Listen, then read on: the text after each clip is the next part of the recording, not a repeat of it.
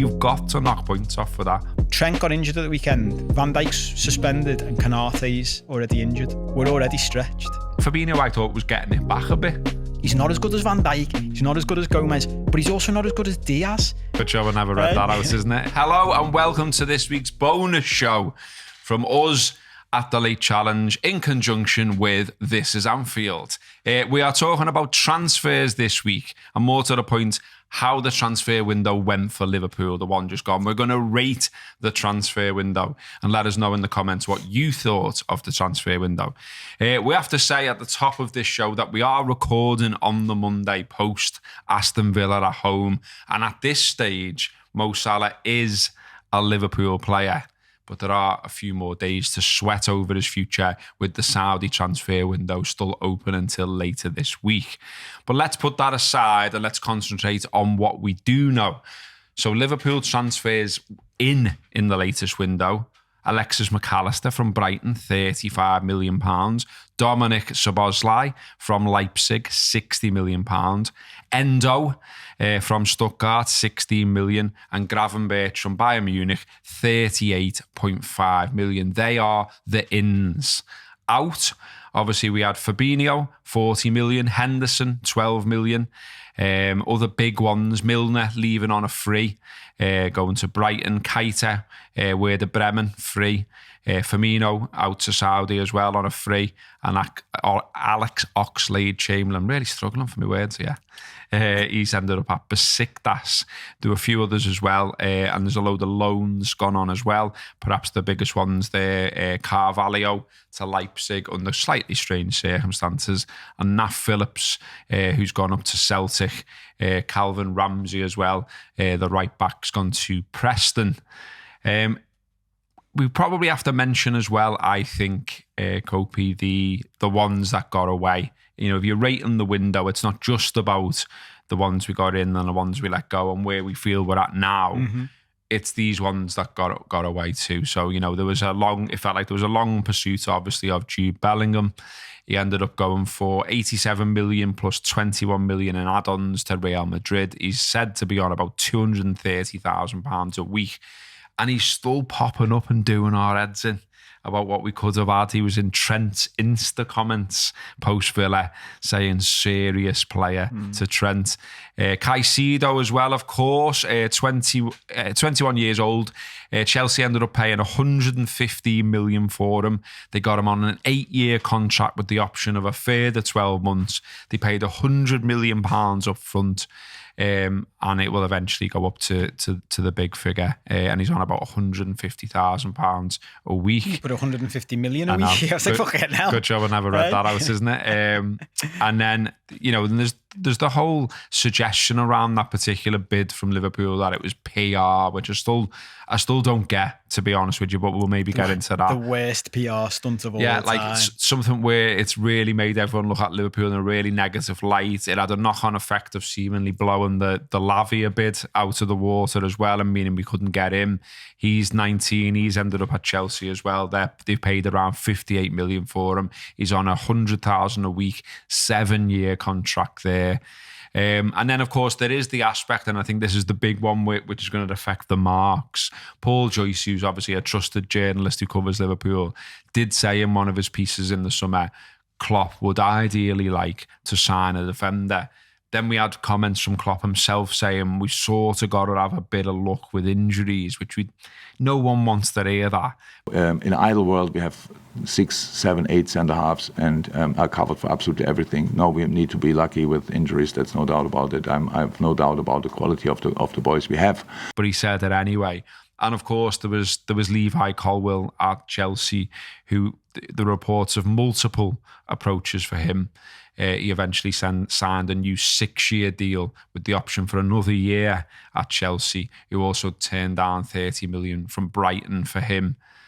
So after all that, then that was a big build up to it. Have you got a mark out of 10 in mind for this transfer window? I'm torn. I had a number before, but even as you were reading through all that, then it was going down. It was going down. Yeah.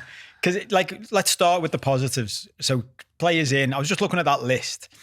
And I think if I said to everyone before the summer started, we're going to buy Alexis McAllister, World Cup winner Yeah. from a Boss Brighton side for £35 million. We're going to get Ryan Gravenberch from Bayern Munich. You know, really long-term highly target. rated, long-term target, Ajax superstar. Loads of people wanted him. All right, he's had a rough season at Bayern, but we're going to get him for £38.5 million. Again, young, both both in their very early 20s. We're going to buy a £16 million Endo, an older number 6. And once you saw his stats and all that and what he does and how everyone talks about him and all the stuff we had the other week. Captain of Japan. Captain of Japan, captain of Stuttgart, everyone saying he's unbelievable. Watching his videos and going, 16 million quid, he'll do for me. And then Szoboszlai for 60 million. I think when we bought him, you'd have been like, interesting signing. Let's see how it goes. The 4 weeks in already, we've mentioned on multiple shows now. Him. Jesus Christ. Like, what a footballer for £60 million. If you look at that, you're like, good Lister. Done well. Like, I'm giving that a 7.5 out of 10 for your ins. And then you go on to that, you go on to the rest of the list. And I am probably reducing it because they fucked up loads. I don't think we can get away from that. I think you're right to say, like, the what we could have had type thing. Even when I'm still a bit lost about the Jude Bellingham thing, I still don't really get it. Because our point on that earlier in the summer seemed to be, we're not going to be involved in a saga that drags all the way through the summer and we don't know what we're doing. We're going to fuck it off and we're going to go and sort out other deals. And you're like, all right, but he signed for Real Madrid ages ago. That deal was done ages ago. So the decision, like, we could have done that earlier. He only went for 87 million with add-ons and 230 grand a week. So he was inside our budget. Well, it's 108 though, isn't it? All told. Okay, but 108 million. But then, so let's follow that through, right? At the time, I'd have been like, this is what people were saying. Well, if you're going to spend 108 million, that is too much. I saw people were saying, criticising me when I was calling him a generational talent. Some players are just worth breaking the bank for, blah, blah, blah, blah, blah. And some people were saying to me, we've heard all this before, mate. Like, he could flop still. And I took all that. And I got the logic of it. To then weeks later, go and offer £110 million for Caicedo. Doesn't make sense. But that's post the Saudi departures though, isn't it? So so we didn't know they were going to come for those players. Yes. There is something that we don't say. Point. There is something that we don't say, I think, as well, is, or isn't said enough, is it's sort of sold that we definitely had to let them go. And I can see the arguments for both, and you can say they're both past the best and all that kind of stuff. But equally, I mean, it's so far where we're speaking right now, and this is going to sit on the internet for a long time, and perhaps in the future someone watches it and say, well, you're wrong about that. But I felt like letting 2 senior players go who played regularly, like, we're talking about sort of like, oh yeah, we're on this, if we bolt the end of last season onto this season, we're on this 15-match unbeaten run. Well, Henderson and Fabinho were playing in a big chunk of that unbeaten run. Yeah. And whether the legs are going or not, they could have contributed this to this Liverpool, basically. But we cashed in, and it's a low price for Henderson in particular, isn't it? And what doesn't get said is, and of course we're always sort of joining dots, and we're only fans and that kind of thing. Did they have to did they go, yeah, we're happy to take that? And then did Henderson maybe go, oh, do you want to sell me? Well, I may as well go then. Well, it was pitched, again, PR as the other way around, wasn't it? He wants to go. He wants to go and play with Gerrard. He wanted the money and all that. There was a thing about not getting assurances of regular football in there as well, I feel. Yeah, I get that. But think about what's happened since. Flip what I've just said about Endo and Hendo. I know people love that joke, but it's shit. But imagine if I said to you now, and we hadn't had him before, we could buy Jordan Henderson for 12 million and he could be our 6 for like the games where we need an actual 6. And he doesn't need the legs he used to need because he's got Szoboszlai and McAllister and Jones and all them running ahead of him and Gravenberch now. But he can be your deep-lying 6. You'd fucking bite your hand off for that now, wouldn't you? For £12 million. Just as cover. even if it's just Well, as that's what cover. I mean. So my argument So I'm is, with you. is Like, what I'm saying. I Like, don't you know, understand why they took when it. we assess the window, was it definitely right to let both of them go? Because, you know, you look at some of the others, and I think the acceptance was there. You know, Firmino put his hand up, said he didn't want to sign a new contract, and we let him go. I still felt, you know, he could have done something for us. I thought he was decent coming off the bench at times and things like that. Yeah. I think the manager would have kept him, but he made his, you know, he put his hands up, said he wanted to go, and the manager seems to be a fella that if you do that, he just lets you go. Yeah. And that's where, so you know, there's the different tale about Henderson is there, if you like. So, you know, we'd accepted Oxlade-Chamberlain as well because, you know, not available enough. Same with Keita. Milner, there was the age issue and all that kind of stuff. So I think all of those, you were like, okay, Sam. And then the ones that have come in, younger, more energy, legs, so far so good and all the rest of it, you know. So that's an upgrade. But it's those two that have gone to Saudi where I still have my doubt about it and say, well, could we have done that more on our terms? A bit like we're saying we should maybe be doing with Mo Salah, you know what I mean? Like, if he's so committed to go and if the money's so mad, okay, we'll just make sure it's on our terms. So January would be more on our terms because we've got a few months to plan and we've got a few months to target players. Why couldn't the same have been said about at least one of those two? Well, I was literally about to make that point.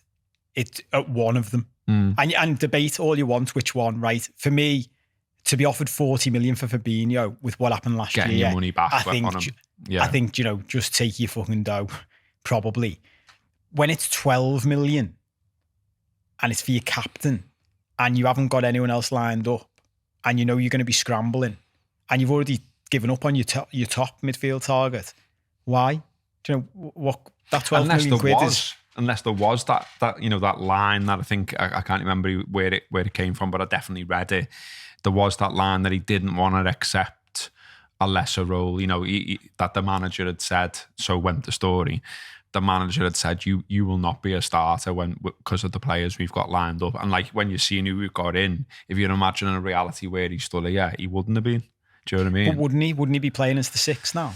I don't think so. Wouldn't that midfield of the weekend been better if Henderson was the 6 and McAllister and Szoboszlai were the 8?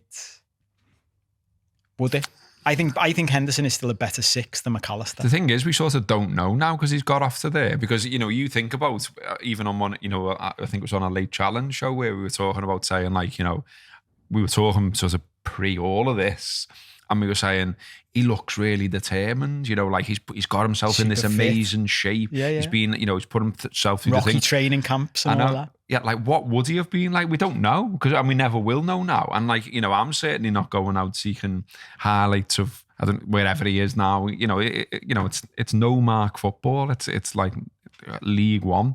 You know what I mean? I'm not asked. Like whatever I'm watching from Henderson now, I've no idea how that relates back to the Premier League because even if he's running around bossing it, well, who are you playing against? If I watched a clip of Jordan Henderson and he wasn't the best player on the pitch, I'd be like, what are you doing? Yeah. You should be. Yeah. You should be scoring a hat-trick every game. Now. It's hard to relate it back is what I mean when you say, well, what would he have looked like on the pitch against Aston Villa at the weekend?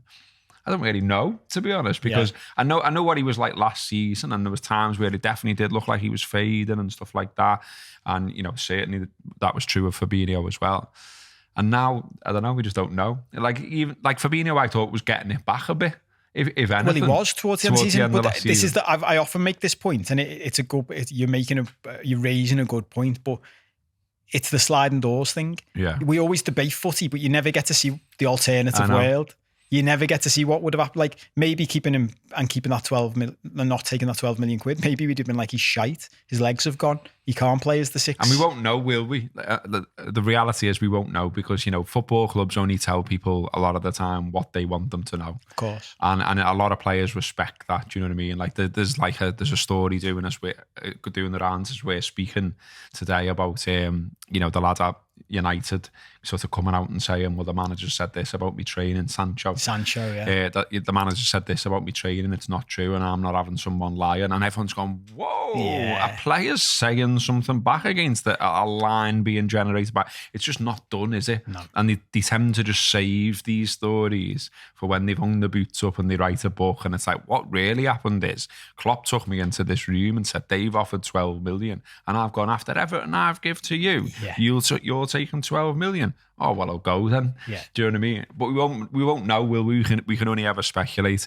But in terms of a score, then you still haven't answered me on a score. So I started at 7.5. I reckon I'm down to 6.5. And what's that based on? What are you taking marks off for? I'm taking marks off for they haven't got, Joe. They let those two players go, and they didn't get a boss 6. They didn't get the 6 they wanted. Yeah, and I don't give a shit. Like, exactly a bit like what you're just saying.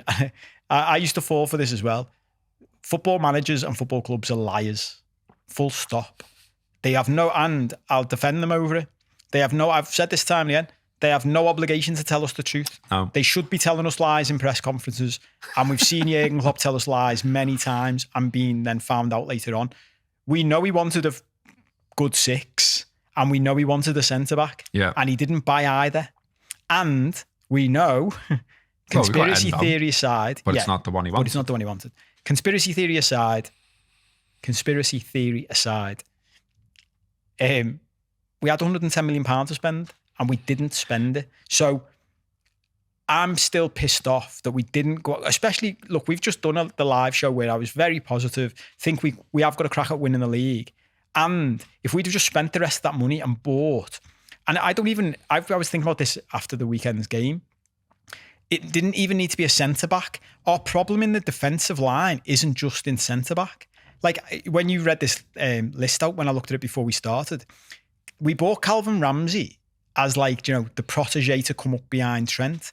He was injured all season, and now he's gone out on loan. Trent got injured at the weekend. Van Dijk's suspended, and Konaté's already injured. We're already stretched. Yeah. And I was saying before Sunday, even if you keep Gomez and Matip fit, if Trent gets injured, what are you going to do? Because you go, play Gomez right back, and you've run out of centre-backs. We've already played Quansah, is that how you say his name? Quansah. In 2 games now. Yeah. Well, he's not ready to play in a league competing side. We tried to buy Levi Colwill. You can't tell me. I think this is the bit, and we've said it a few times, and I've seen other people say it. In January as well. Well, this is my other thing. Apparently, we're going to buy that Andre in January. Well, even if we get him in January, he's coming from the Brazilian league. He's not going to be able to come in. It's unlikely he's going to do what Szoboszlai's done and just slip into the team and be great, is it? Endo's come from Germany, and he's going to take some adjustment time.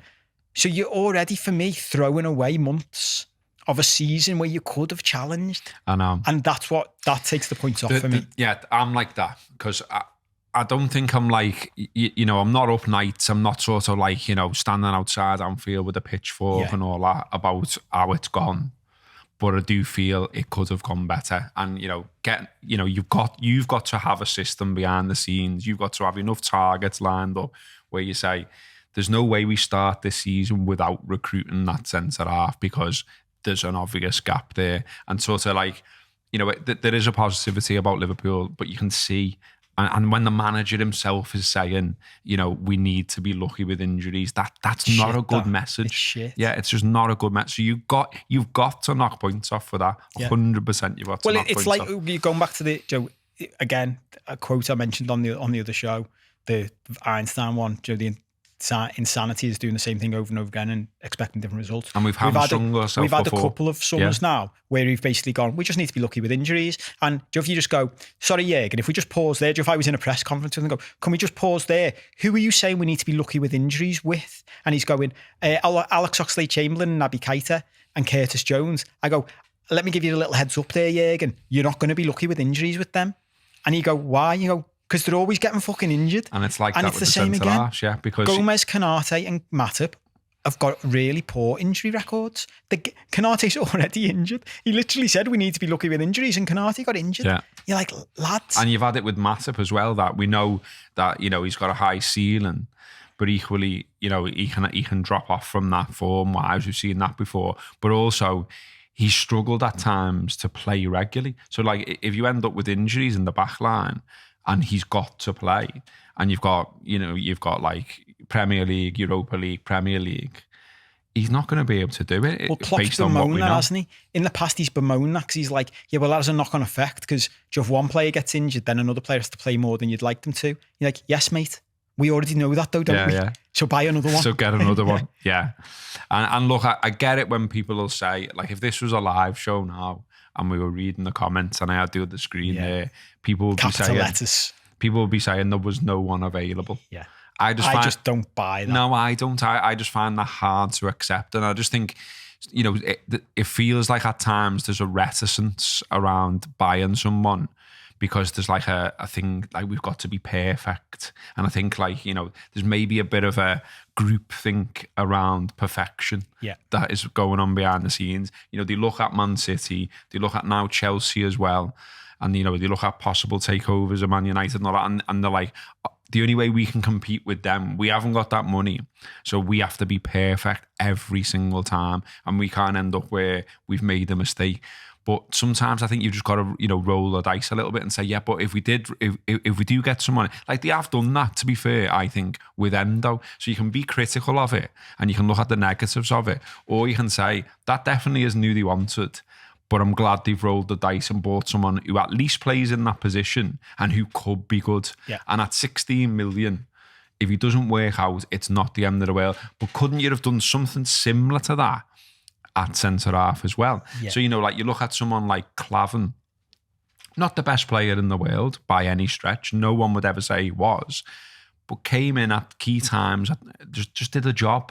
Do you know what I mean? And, you know, wasn't flair, wasn't fancy, but just did you a job, stood in, you know, and we liked him, didn't we? You know what I mean? You think of Klavan, what do you think? You think positively of him. He did a job for us. Yeah. He was an older player, came in from the Bundesliga, middling player, really, if we're being honest, but he did the job for us. And so that's where I look at that and think, is there not someone like that in world football who would have took a deal at Liverpool? 100%. Short term, 2-year contract, good wage, opportunity to play for Liverpool. I'm not having that. That person doesn't exist. They've definitely got into their own heads about it, because go back to when Klopp started with us and how we got to where we got to, the players we were buying. Like, we picked up Joel Matip on a free and he was the one defending Schalke, that. yeah. He was defending that, saying, you all think he's a crap signing because he hasn't cost 60 million quid, but I know he's boss because I've watched him play in Germany. You can't tell me there isn't another one. Endo is potentially that player, isn't he? I've heard people in other places say, like, Joe, we wouldn't do Wijnaldum anymore, we wouldn't buy Roberts anymore. But my big thing is, well, by the looks of it, we wouldn't buy Fabinho anymore. People forget Fabinho was 40 million quid from Monaco. It wasn't like we were buying Jude Bellingham. We weren't buying a guaranteed cast iron guarantee of a top player, were we? Every signing we've ever made under Klopp pretty much has been a risk. It's been a calculated risk, and we've stopped taking that type of calculated risk for some reason. I don't understand it, because they clearly have players that are there. And my big thing, I think the thing that really shits on the way they've been going with that sort of stuff is Man City. And I know this might sound like a mad thing to say, because you can go, well, they've got as much money as they want to spend. But there are still some, I know they've got all the cheating allegations and the charges and all that, but they do still have some restrictions. They went out and bought a Akanji when they needed a centre-back. He was like 40 million quid from Dortmund. You can't tell me that we couldn't have bought a Akanji when we needed a centre-back. And Klopp always bangs on about coaching, how we can improve players by coaching. I've seen people who supported Dortmund say they couldn't believe Akanji came from Dortmund, got in the City side and stayed there because Guardiola's made him a better player. That, for me, says everything you need to know. We could have bought Akanji for 40 million quid and he'd be good enough to play in our side when we need him. He's not as good as Van Dijk, he's not as good as Gomez, but he's also not as good as Diaz, and he's not as good as Guardiola, who's just come in. But he's good enough to get in their side and do a job in games when you need him to. And when the game's coming thick and fast, and when you've got injuries and all that kind of thing. Exactly. Okay, well, your number then, out of 10. 6.5. What are you saying? I'm going to say 7. I'm going to give them a little bit more credit. I'm going to say 7 because I like the look of the midfielders that they've got in. I think it is exciting, but I think you've got to knock points off for the centre-back situation. Let us know your numbers in the comments. Hope you've enjoyed the show. Do like, share, hit subscribe and spread the word, and let us know what you think of the shows for This Is Anfield so far.